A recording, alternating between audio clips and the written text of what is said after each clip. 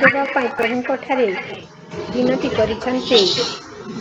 ଏହି ସଂସାରରେ ଥିବା ବିଭିନ୍ନ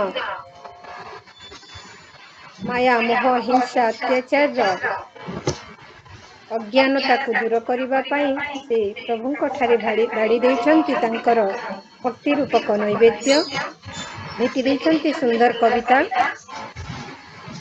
ବହୁତ ସୁନ୍ଦର ଶବ୍ଦ ସଂଯୋଜନା ଏବଂ ଅନ୍ତରରୁ ଆତ୍ମଜ୍ଞାନ ଜାଳିଦେବା ପାଇଁ ପ୍ରଭୁଙ୍କ ଠାରେ ଯେଉଁ ମହାନ ପ୍ରଣତି ଜ୍ଞାପନ କରିଛନ୍ତି, ନିଶ୍ଚିତ ଭାବରେ ଜାଗରର ଅନ୍ୟ ଅର୍ଥ ହେଉଛି ଅଜ୍ଞାନତାକୁ ଦୂର କରି ଆମେ ଜ୍ଞାନରେ ଉଦ୍ବୁକ୍ତ ହେବା।